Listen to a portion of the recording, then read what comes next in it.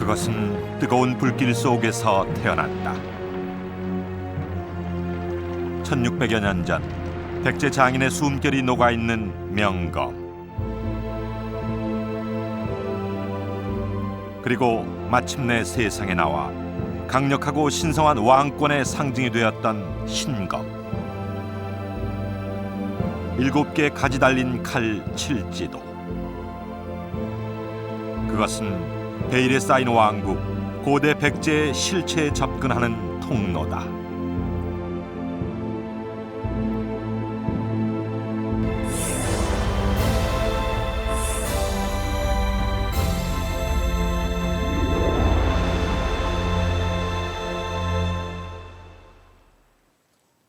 안녕하세요. 고두심입니다. 오늘은 4세기 무렵의 고대 한일 관계에 대해서 알아보려고 하는데요. 한일 고대사는 관련 기록의 부족과 역사적인 해석의 차이로 인해서 많은 부분이 미스터리로 남아 있습니다. 그런데 그 비밀의 문을 열어줄 중요한 열쇠 중 하나가 바로 4세기 후반 백제에서 만들어진 칠지도라는 칼입니다. 이쪽을 한번 볼까요? 자, 여기 칠지도 원형을 그대로 복원해 놓은 모형이 있는데요. 어떠세요?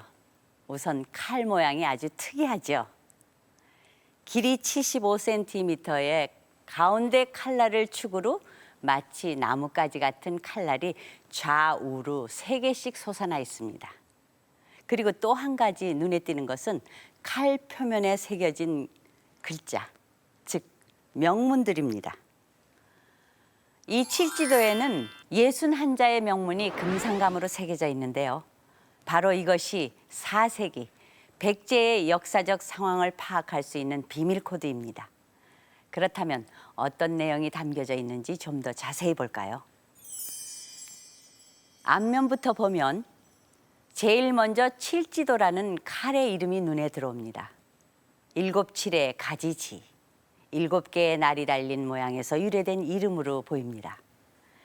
그리고 뒷면을 보면 백제왕과 외왕, 즉 일본 왕이라는 명문이 있는데요. 여기서 우리는 칠지도가 백제와 일본 두 나라와 관련된 유물임을 짐작할 수가 있습니다. 게다가 이 칠지도는 현재 일본의 국보로 지정되어 있기도 합니다.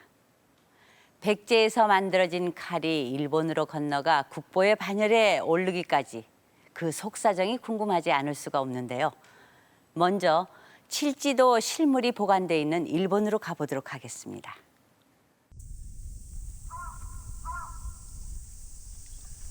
일본의 옛 수도 나라. 고대 일본의 역사와 문명이 시작된 곳이다.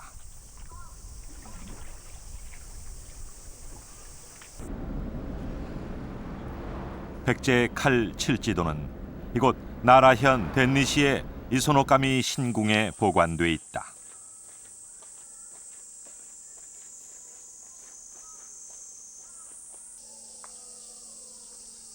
일본에서 가장 오래된 신사 중 하나인 이곳은 일본의 초대 천황으로 알려진 신무 천황이 나라를 세우는 데 사용했다는 신검을 모시고 있다.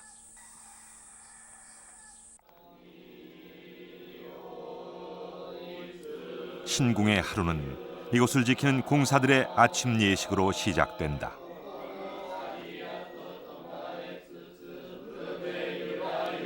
경건한 자세로 칼의 신을 향해 기도하는 궁사들.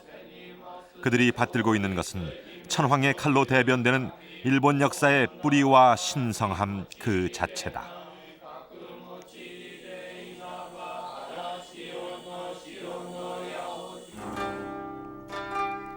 그렇다면 칠지도는 어디에 있는 것일까? 신궁의 가장 안쪽에는 이곳에서 가장 신성한 공간이라는 금족지가 있다. 사람의 발길을 금한다는 뜻의 금족지.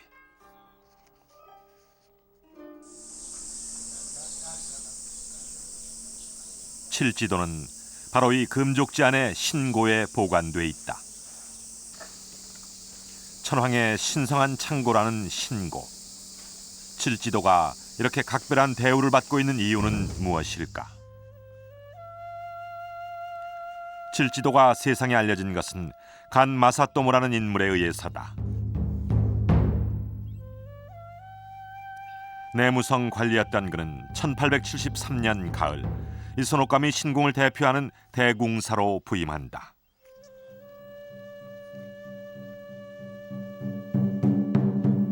일본의 대표적인 국수주의 학자였던 간 마사토모. 그가 이 신궁에 온 데는 특별한 의미가 있었다.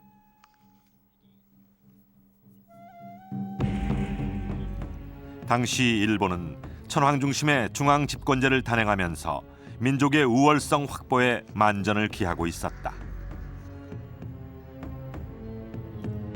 그 과정에서 신궁에 부임한 간 마사토모는 1874년 8월 천황으로부터 금족지 발굴 허가를 받는다.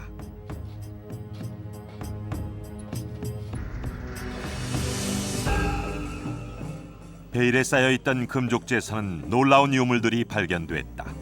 그것은 환두대도를 비롯한 검과 6개의 청동거울, 그리고 장식품인 비취색 고곡이다.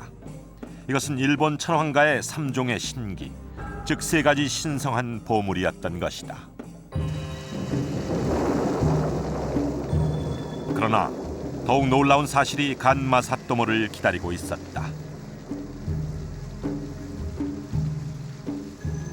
금족지 안에 신고를 조사하던 그는 독특한 모양의 칼 한 자루를 발견한다.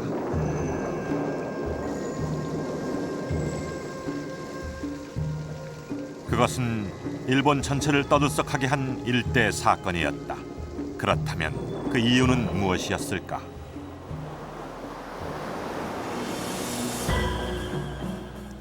해답은 일본 서기의 신공 황후조에 있었다.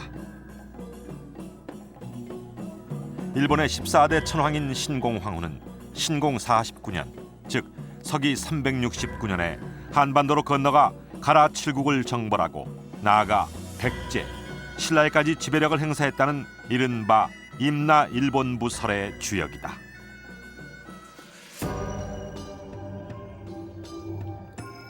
그리고 일본 서기는 한반도 정벌 3년 뒤인 신공 52년 백제 사신이 조공을 다짐하며 칠지도와 함께 여러 가지 보물을 바쳤다고 기록하고 있다.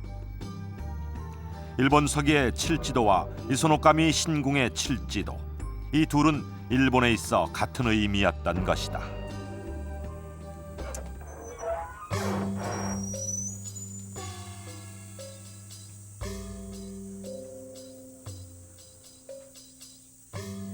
(1874년) 대궁사 간 마사토모가 신고 안에서 발견했던 한 자루의 칼.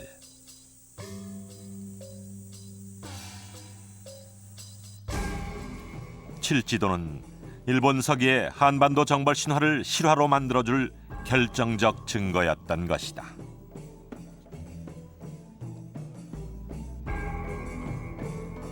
칠지도의 발견 이후 일본 역사학계는 칠지도가 백제의 헌상품이라는 내용의 논문을 잇따라 발표했다.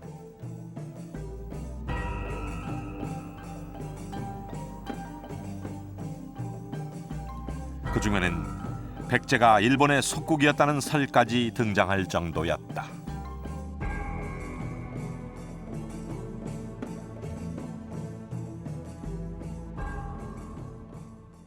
이것은 이제 그 일본 서기에 적혀 있는 이제 임나 일본 부서를 이제 뒷받침해 줄 수 있는 물증이 된다. 이렇게 이제 봤던 것이죠. 그러니까 이제 고대 일본이 한반도 남부 지역인 가야 지역을 200년간 지배했다는 임나 일본 부설이라고 하는 것은 일본 측 역사서에만 나와 있는 것입니다. 그런데 이제 그것을 입증해 줄 수 있는 물증으로서 칠지도가 이제 안성맞춤이다. 이렇게 이제 보았기 때문에 이 칠지도에 대해서 비상한 관심을 가지고 또 많은 그 연구를 해가지고 이제 일관된 주장을 이제 펼쳐 나갔던 것이죠. 일본의 민족적 우월성을 입증할 역사의 증명. 그것이 바로 백제에서 만들어진 칼 칠지도가 일본의 국보가 된 이유였다.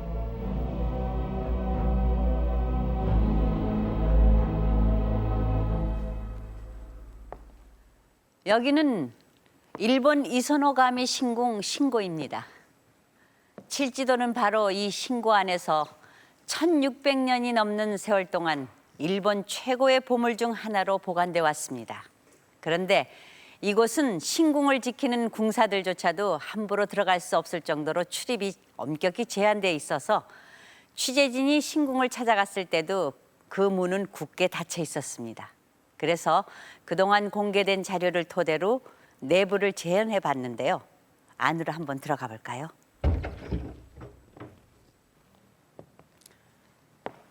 천황의 무기보관 창고였다는 신고안입니다. 방 곳곳에 여러 가지 무기들이 보관돼 있는데요. 칼에 신을 섬긴다는 신궁답게 칼 종류가 유난히 많이 보이네요.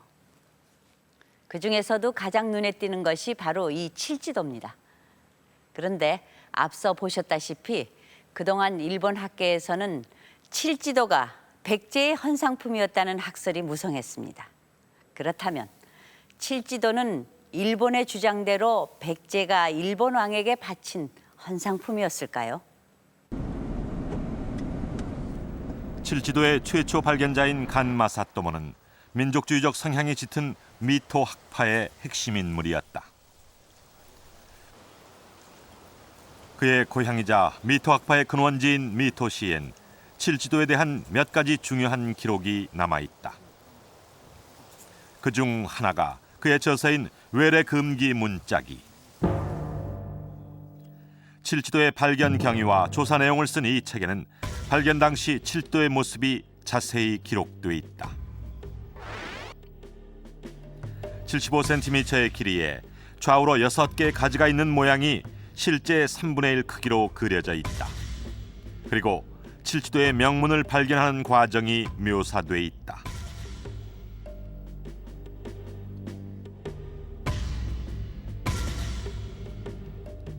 본인이 직접 녹을 제거하면서 61자의 명문이 드러났던 것이다.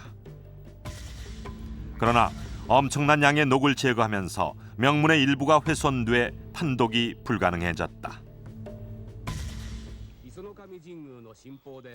칠지도의 진실을 밝혀줄 유일한 단서인 명문. 지난 1981년 칠지도를 취재했던 일본의 NHK는 명문 해독을 위해 엑스선 촬영을 실시했다.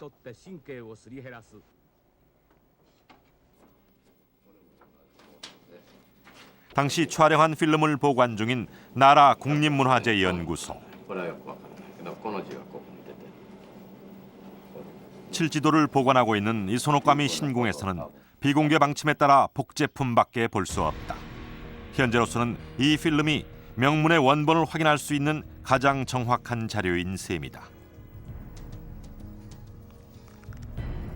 그렇다면 그 내용은 무엇일까? 먼저 앞면에 새겨진 34자의 명문을 보자. 태화 4년 5월 16일 병호 정량에 100번 단련한 철로 칠지도를 만들었다. 모든 병화를 물리칠 수 있으니 마땅히 후왕에게 줄만하다.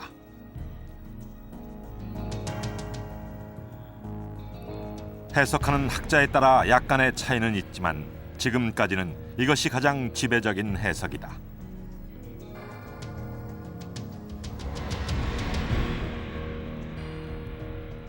칼의 뒷면에 새겨진 27자의 명문은 예로부터 이와 같은 칼이 없었다.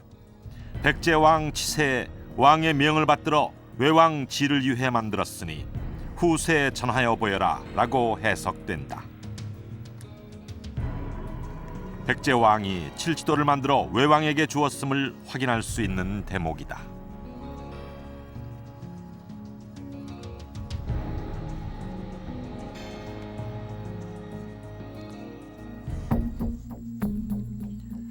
칠지도의 진실을 밝히는 첫걸음은 손상된 8개의 명문을 해독하는 일이었다. 그러나 연호로 보이는 두 글자 중 하나가 명확하지 않아 처음에는 그 제작 시기조차 불분명했다. 그렇다면 어떻게 이것을 태화라고 읽은 것일까? 일본의 원로 역사학자인 우에다 마사키 교수를 찾아가 그 근거를 확인해 보기로 했다. 그는 세 차례에 걸쳐 칠지도 실물을 확인하고 오랫동안 그 명문을 연구해온 학자다. NHKが X 線でこう撮影したんですね。でその撮影した、フィルムを現像したのを私もいただいて見たんですが、そのタイという字のその次の字にはですね、乃木編がこうあるわけですね。乃木編。ですからこれはね、やはり大使という女編であれば大使、乃木編ですとこう大将というように呼んでいいんじゃないかと。 4세기 후반 중국의 북쪽에는 이른바 5호 16국이 있었고 남쪽에는 동진이 있었다. 이 동진의 연호가 바로 태화였다. 문제는 칠지도 명문상의 태화와는 글자가 다르다는 것이었다. 이제 동진 시기의 그 무덤에서 나온 이제 벽돌들을 보면은 그 태산할 때의 태자하고 큰 대자에다 점 찍는 태화라고 하는 연호가 동시에 같이 그 사용된 사실이 확인되고 있습니다. 이건 이제 동진의 태화 연호, 태화 4년으로 이제 봐야만 될 것 같습니다. 이것은 이제 369년이 되는 것이고 백제 근초고왕 24년이고 그리고 이제 일본 서기에 의한다면 이제 신공 49년에 이제 해당된다. 칠지도에서 주목해야 할 또 하나의 명문은 칼을 받는 주체로 나온 후왕과 백제 왕이 외왕을 위해 이 칼을 만들었다는 내용이다. 문맥상 후왕은 외왕과 동일 인물로 해석된다. 여기서 후왕이란 제후국의 왕을 뜻하는 말인데 그렇다면 명문은 왜 일본 왕을 후왕이라고 적은 것일까? でその金釈教さんの考説によりますと100歳は各地に皇后と称する存在を置いたと諸侯で和王はその一つであるというふうに説明されております。しかし和王が100歳王によってあるいはもし和王というものがその皇后だとするならばその上にある100歳王というのは100歳皇帝になります。100歳の単なる国王じゃなしに皇帝的な存在になります。しかし100歳王が皇帝的な存在としてで各地にその諸侯を置いたということは私は文献的に証明することが難しいと思っております。 그러나 백제의 후왕 제도가 있었다는 사실은 중국의 유물에서도 확인된다. 6세기경 중국 양나라에 조공하러 온 30여 개국의 사신들을 그린 양직공도. 그 중에는 백제 사신도 포함되어 있는데 그림 옆에 쓰여진 설명에는 백제가 22개의 담노를 두고 그것을 왕족에게 나누어줬다고 적혀 있다.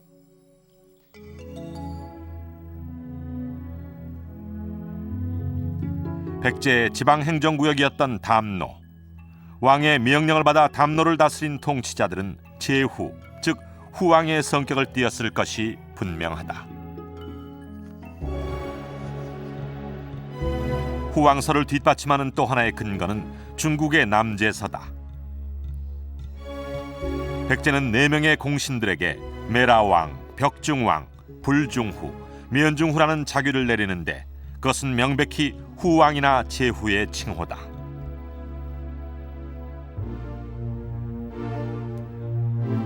칠지도 명문 속에 나타난 후왕.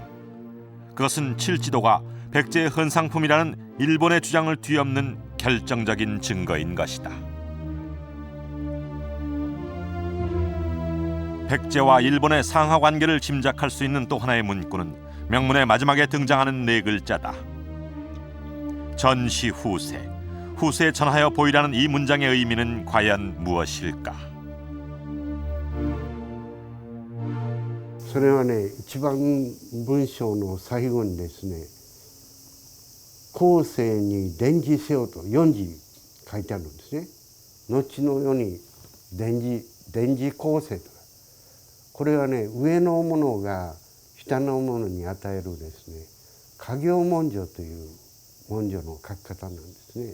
百済の側からですね、和王を皇后とみなしているわけですね。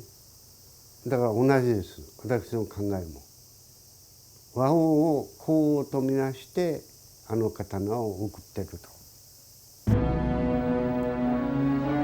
백제는 일본을 제후의 나라로 간주하고 칠지도를 내린 것이다.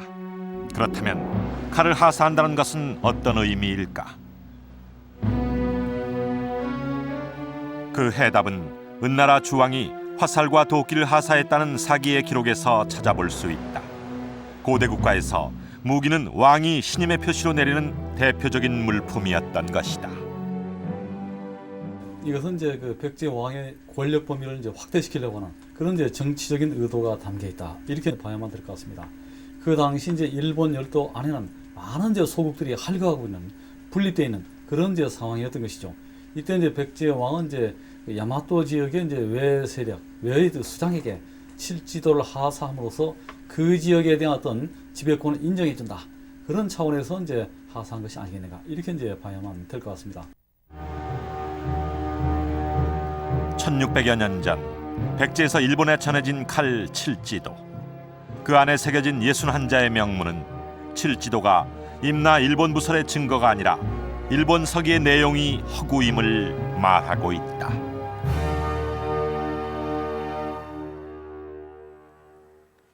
예순 한자에 달하는 명문의 내용을 종합해 볼 때 칠지도는 백제 왕이 일본의 복종이나 외교적 동맹을 유도하기 위해 전달한 하사품일 가능성이 높다는 것이 확인됐습니다.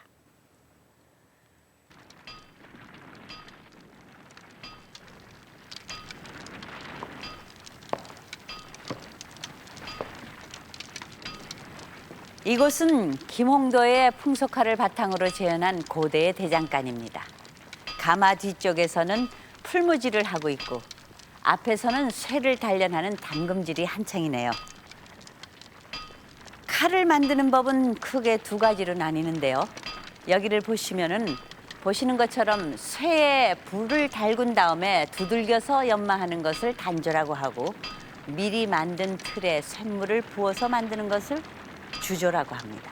그렇다면 칠지도는 어떻게 만들어졌을까요?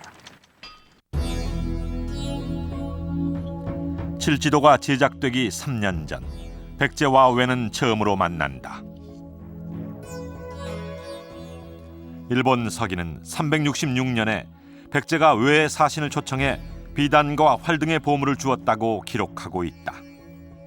그 중에서 가장 눈길을 끄는 것이 바로 철정이다.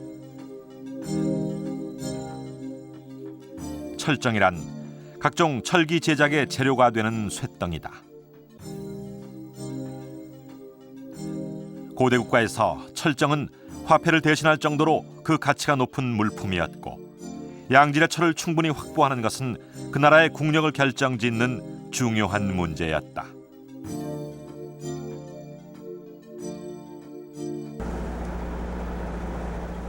이제 막 고대 국가로 발돋움하던 4세기 무렵의 일본은 철에 대한 수요가 폭증하고 있었다. 그런데 이 시기 일본에서 발견되는 철정은 가야로부터 수입되고 있었다. 당시 일본은 철 수요의 대부분을 한반도에 의존하고 있었던 것이다. 이런 상황에서 백제는 그 귀한 철정을 40개나 선물한다. 두 나라 사이에 그것은 어떤 의미였을까?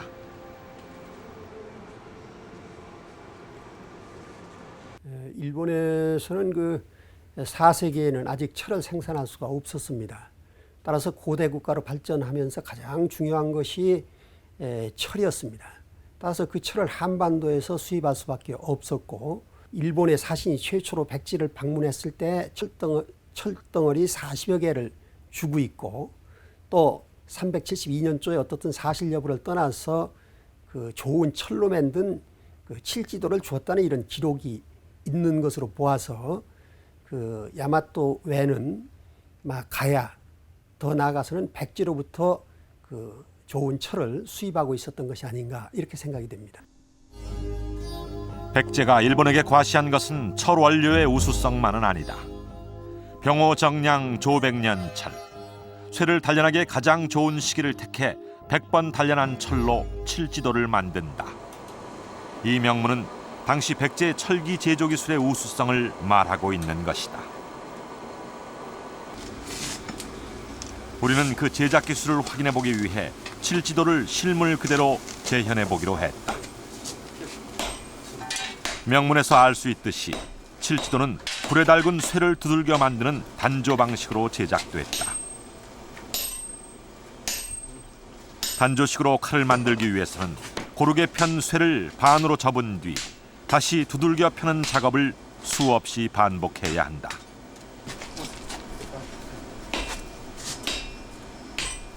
단조식 칼의 단면에서 여러 겹의 단층 구조가 발견되는 것도 이 때문이다.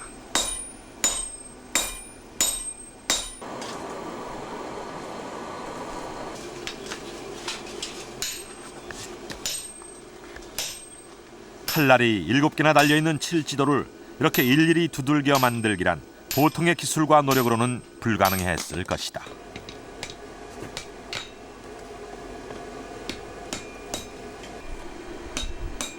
그것은 최고의 기술을 가진 백제 장인들이 단조하기 좋은 시기를 골라 수백 번의 담금질을 한 끝에 완성한 명품이었던 것이다.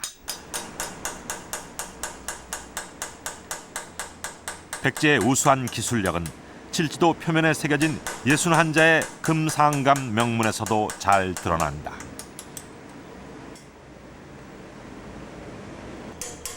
금상감을 위해서는 조각칼로 글자를 하나하나 파내야 한다.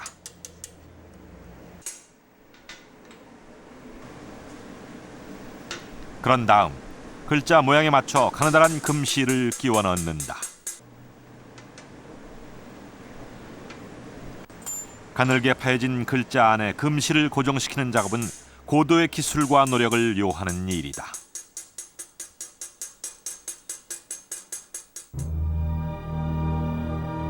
상감 기법은 중국에서 전해진 기술로서 칠지도는 상감 칼로는 한반도에서 가장 오래된 유물이다. 이것은 백제가 한반도 최초로 금속에 상감 기술을 도입했다는 것을 증명해준다. 예, 고구려, 백제, 신라, 가야 그리고 외 지역을 포함해서 상감 기법이 가장 먼저 나타나는 곳은 이 4세기 중엽 때의 백제 지역에서 먼저 출현을 합니다. 이 상감 기법이 이 철에 적용이 된다는 것은 그 이전까지는 전혀 보이지 않던 그런 기법입니다. 그래서 이 상감 기법이 철의 세공 기법으로 들어간다는 것은 당시 기술 수준이 굉장히 발전해 있었던 그런 상황을 반영해 준다고 할 수 있습니다. 1998년 천안 용원리에서 발굴된 두 자루의 칼에서도 일찌감치 발달한 백제의 상감 기술을 엿볼 수 있다. 칠지도 이후 상감 기법은 글을 새기는 기법에서 무늬를 새기는 기법으로 발전하는 양상을 보인다. 이 환두대두의 머리 부분엔 정교한 무늬가 은으로 상감돼 있다. 4, 5세기 백제 지방에서 상감된 칼들이 잇따라 출토되는 것을 볼 때 고도의 상감 기술이 상당히 보편화돼 있었음을 알 수 있다. 일본에게는 이런 제철 기술이 동경의 대상이었을 것이다. 일본 구마모토 해안의 에다 후나야마 고분. 6세기 무렵에 왕족이나 지방 호족의 것으로 추정되는 이 무덤에서는 최고급 장신구들이 대거 출토됐다.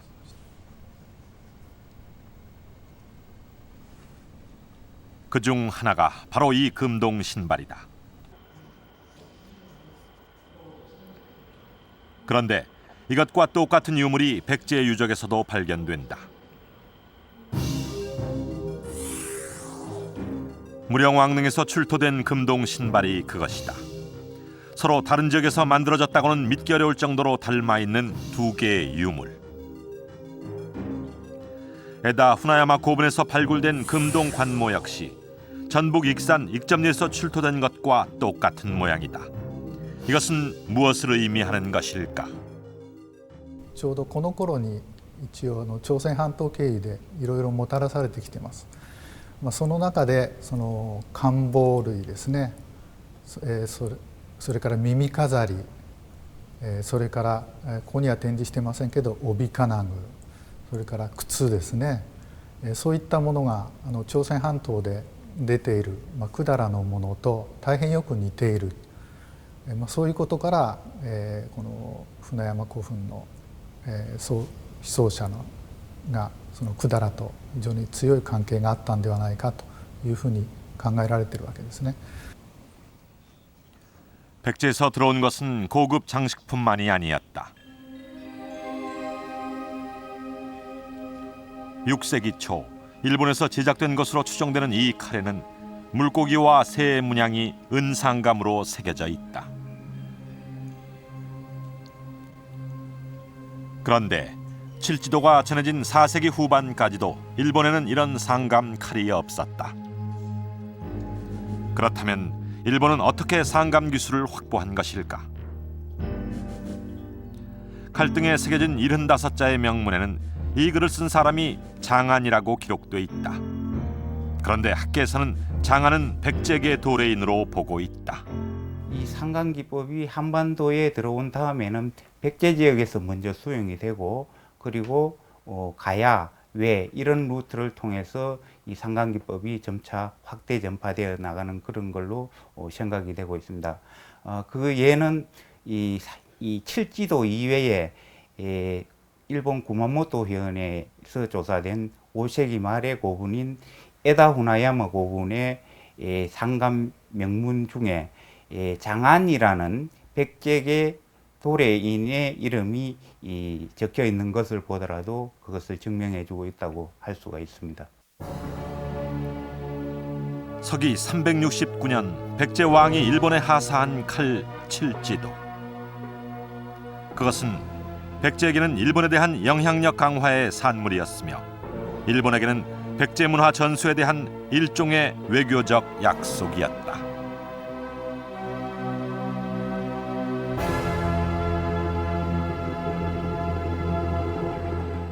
칠지도는 4세기 백제의 우수한 철기 문화와 과학 기술력이 집대성돼 있는 유물입니다.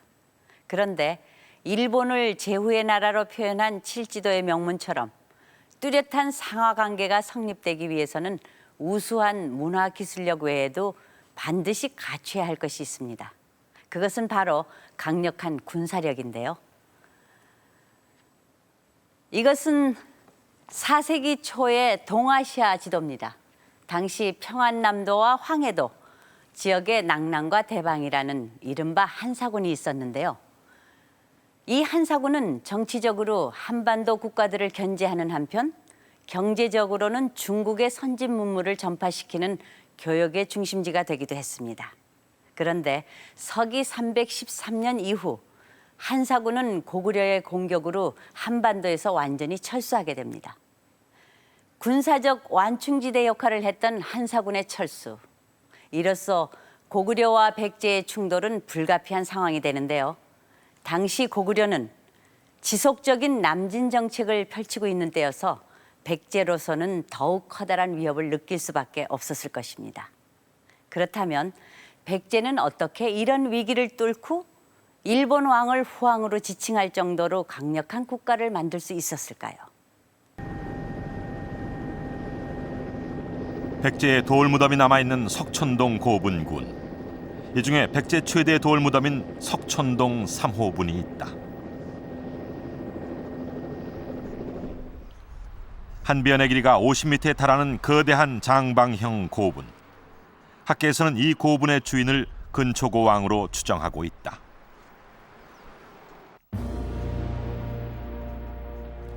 칠지도가 제작된 369년 백제는 근초고왕의 시대였다.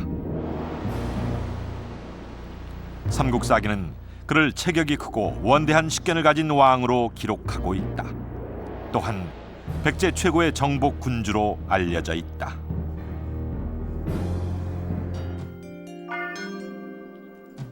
당시에 백제의 영토 확장 규모는 새로 얻은 철산지인 공나를 소개하는 일본 서기의 기록에서도 확인할 수 있다. 그렇다면 이 공나란 곳은 어디일까? 4세기 후반 백제가 확보한 영토 중에서 강과 인접한 철산지로는 전남 곡성과 황해도 곡산이 유력하다. 이 두 곳 모두 백제가 근초고왕대에 새로이 확보한 땅으로 추정된다. 서기 369년 고구려를 침공한 근초고왕은 지금의 황해도 배천인 치양성을 함락시킨다. 그리고 그 기세를 몰아 그대로 평양까지 진격한다.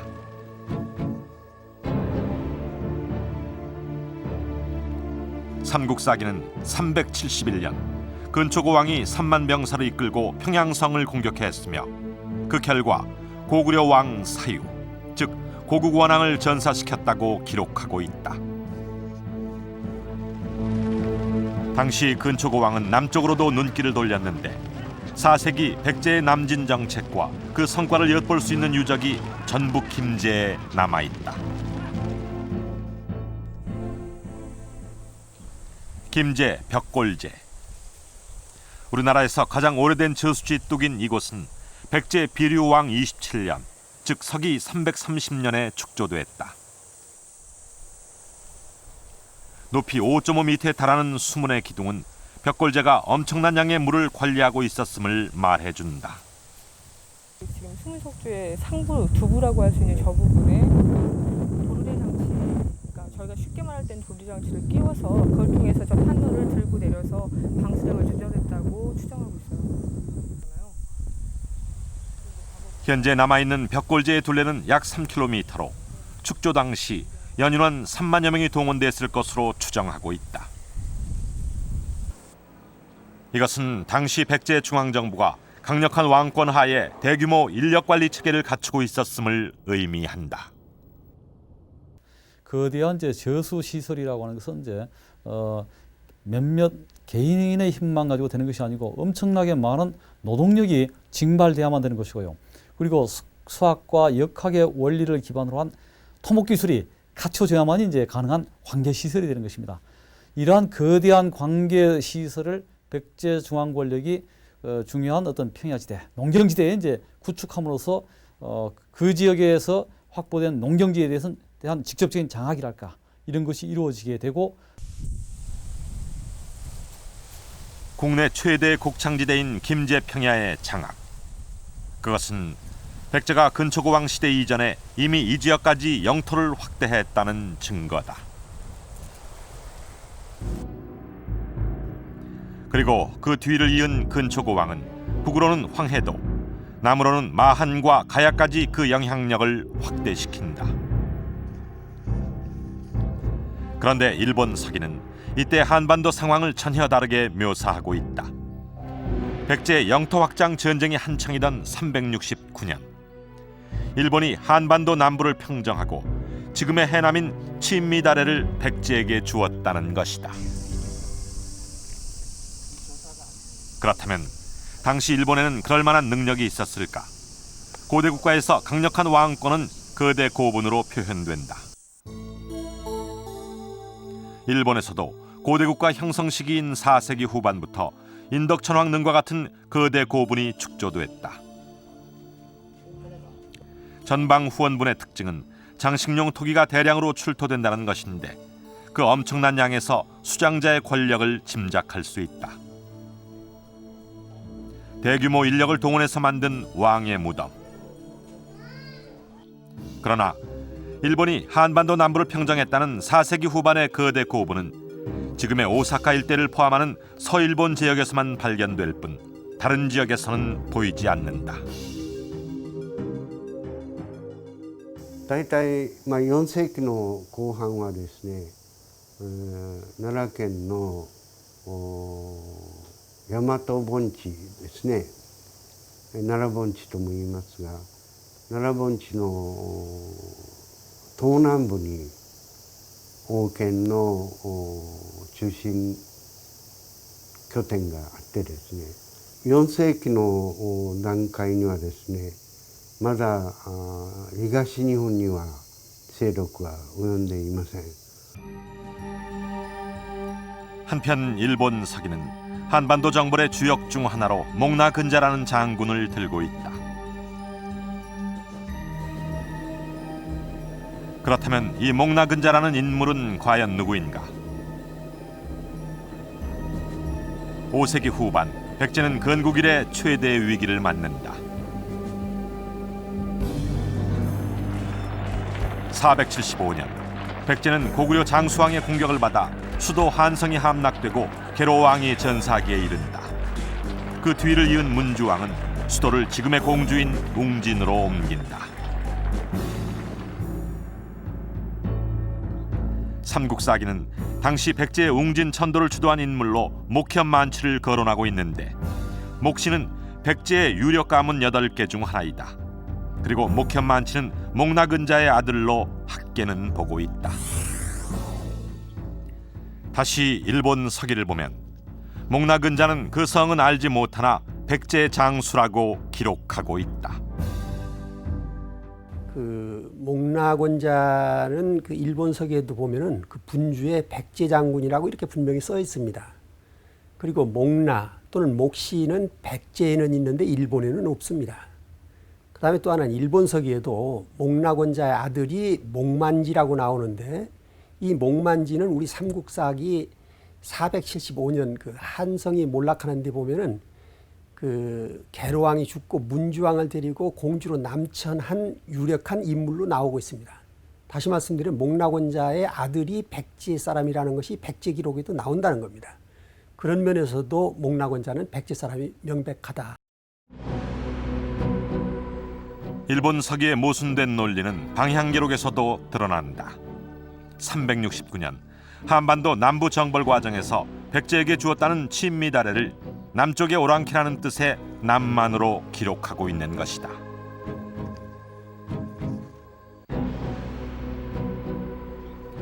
지금의 해남 지역인 친미다레는 일본의 입장에서 볼 때 북쪽이다.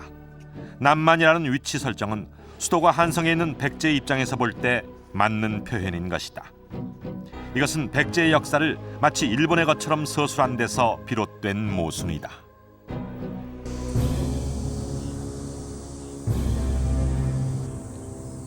지속적인 영토 확장 전쟁을 통해 한반도 전역에서 그 힘을 과시했던 4세기 후반의 백제.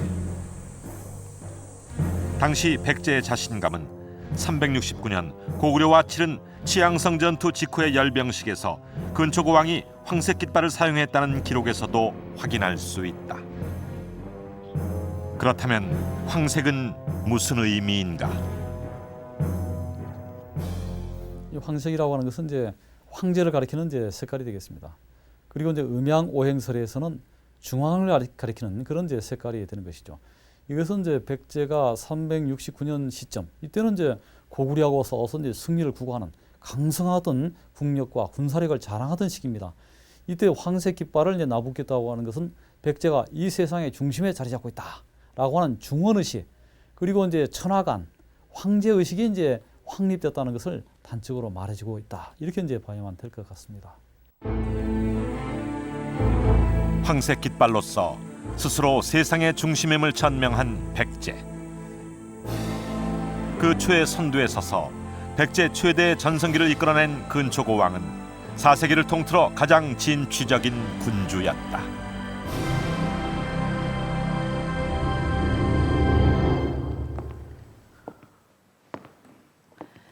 이 그림은 6세기경 중국 양나라에 조공하러 온 외국 사신들이 그린 양직공도입니다. 30여 명에 달하는 사신들 중에는 백제와 일본 사신도 포함되어 있는데요. 먼저 백제 사신의 모습을 볼까요? 수염도 없는 깔끔한 외모에 관복도 제대로 갖춰 입었군요. 사신으로서의 품위와 절도가 느껴지는 모습입니다. 그렇다면 일본 사신의 모습은 어떻게 그려졌을까요? 바느질도 하지 않은 천을 대충 둘러입고 덥수룩한 수염에 신발조차 신지 않았습니다. 6세기경에도 두 나라의 대외적 위상이 이렇게 달랐다면 근초고왕 시대의 4세기에는 그 차이가 얼마나 컸을지 짐작하고도 남으실 겁니다. 근초고왕은 칠지도에도 이러한 국력 차이에서 오는 자신감을 담고 싶었을 것입니다. 그렇다면 그 유래를 찾아볼 수 없는 칠지도만의 독특한 모양에도 뭔가 특별한 의미가 담겨 있지는 않았을까요? 이것은 카자흐스탄 이식 지방에서 발굴된 기원전 3세기경의 장식품입니다. 좌우로 10개의 가지가 나 있고 꼭대기에는 새 한 마리가 앉아 있는 모양인데요. 칠지도와 그 모양이 아주 비슷해 보이지 않습니까?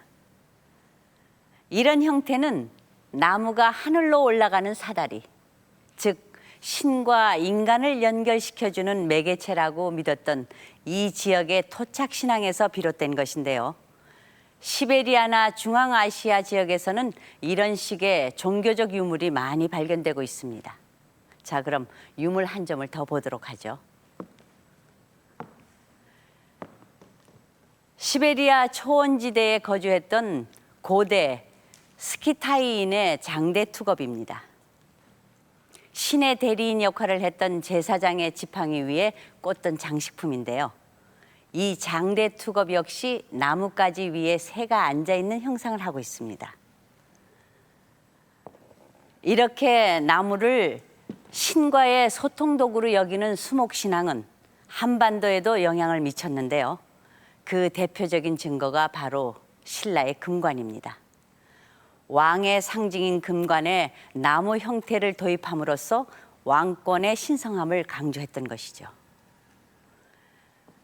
칠지도의 모양 역시 이러한 신목에서 유래했을 가능성이 높습니다.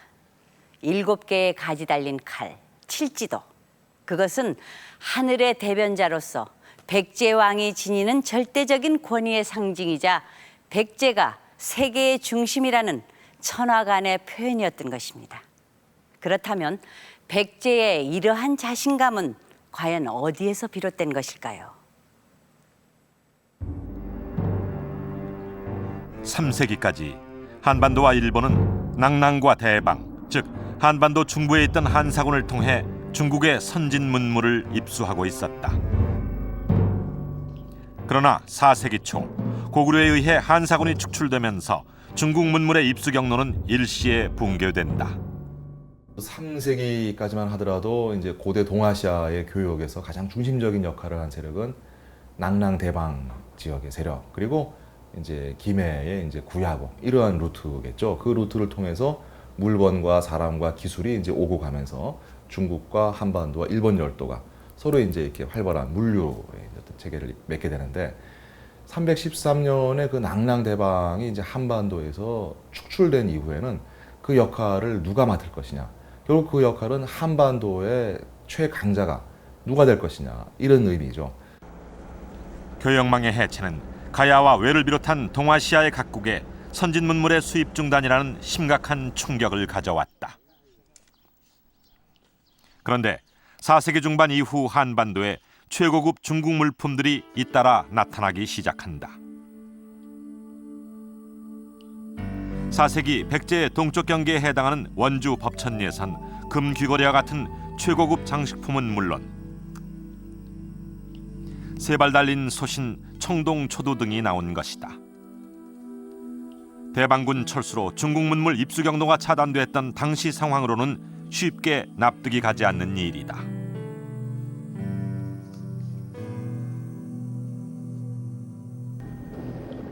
중국제 물품이 나온 곳은 법천리만이 아니다. 한성백제 시대의 왕궁이었던 풍납토성에서도 법천리에서 나온 것과 똑같은 모양의 청동 초두가 나왔다.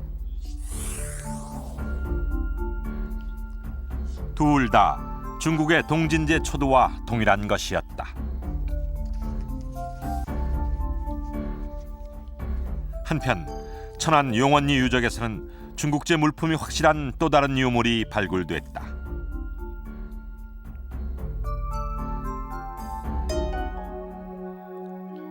닭머리 모양의 주전자인 개수호. 독특한 디자인에 검은 빛을 띠고 있는 이런 모양의 자기는 한반도에서는 만들어지지 않았던 형태다.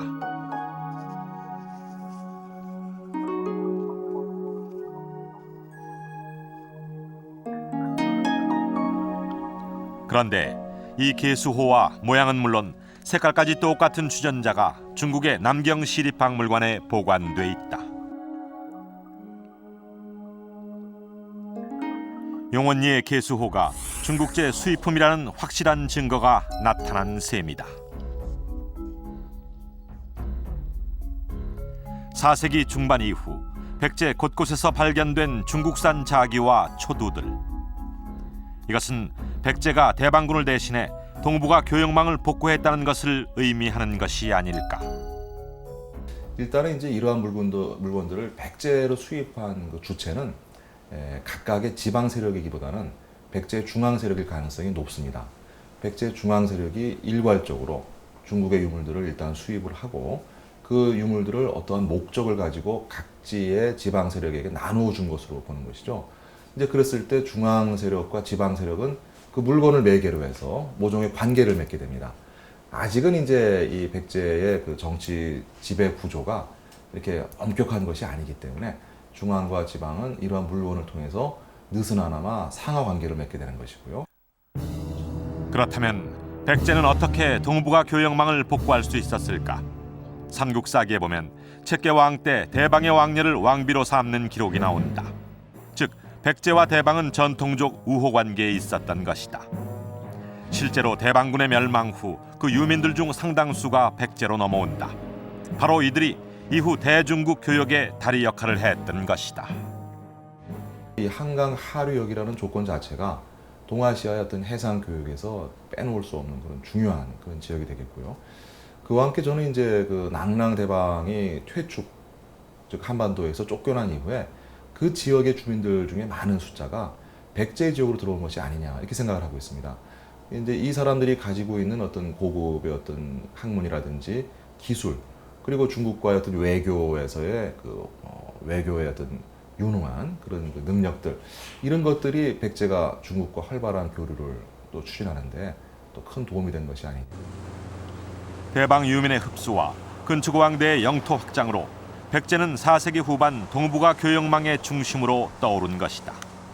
이는 당시 중국 문물의 수입에 목말라 있던 일본에겐 구원의 손길과도 같은 것이었다. 일본 서기엔 당시 일본의 속내를 엿볼 수 있는 기록이 나온다. 백제 사신의 방문에 황후와 태자, 모든 신하들이 눈물을 흘릴 정도로 기뻐하고 있는 것이다. 일본이 얼마나 선진 문물의 교육 창구를 원하고 있었는지 알 수 있다. 당시 야마토 정권 일본은 고대 국가로 발전해 나가는 과정에서 선진 문물이 대단히 필요했습니다. 그런데 지정학적인 측면에서 한반도 삼국 중에서는 백제가 중국 남조와 가장 빈번하게 교류를 하면서 가장 선진 문화를 자랑하고 있었습니다. 따라서 일본으로서는 삼국 중에서 백제를 파트너로 선택했다. 백제 중심의 교역망 재편은 전북 부안의 중막동에서 확인할 수 있다. 고대 항로의 주요 기점이었던 이곳에는 항해의 안전을 기원하던 제사 유적이 남아있다.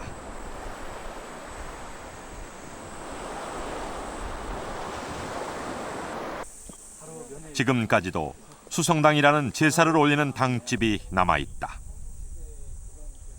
그런데 지난 1992년 이 수성당 주변에서 다양한 시대와 국적의 제사 유물이 발굴됐다.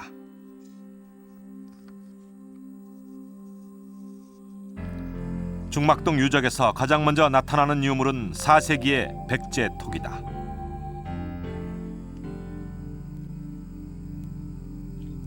그리고 5세기에 이르면 가야의 제사토기가 나타난다.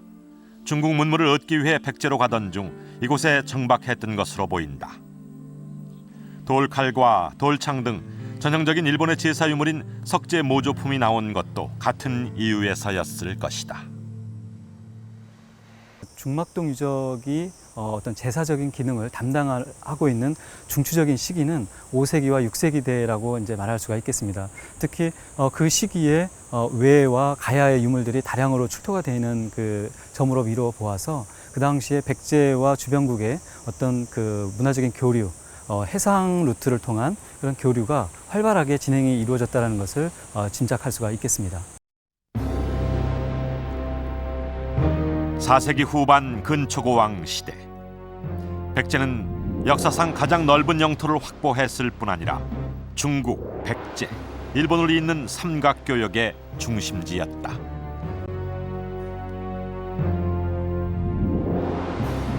열병식에서 황색 깃발을 띄워 스스로 황제의 나라이며 세계의 중심임을 선포한 백제. 1600여 년 전 근초고 왕이 일본 왕에게 하사한 칠지도는 그 놀라운 자신감의 표현이었다. 4세기 후반 한반도에는 동북아의 중심 국가 백제가 있었다.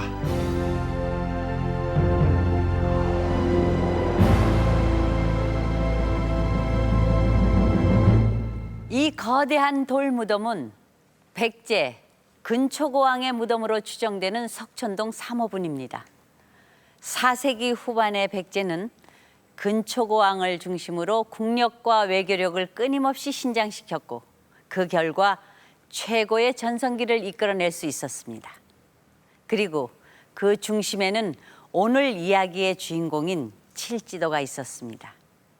백제의 강력한 왕권과 국력의 상징일 뿐 아니라 고대 한일 관계사를 밝혀주는 결정적인 자료인 칠지도. 근초고 왕이 일본 왕에게 하사한 이 칠지도를 통해 오늘 우리는 백제가 동아시아의 중심이라는 자존의식을 가진 국가였음을 새삼 확인할 수가 있었습니다. 그리고 1600여 년이 흐른 지금도 그 안에는 4세기 후반 백제인들의 진취적인 기상이 살아 숨쉬고 있습니다.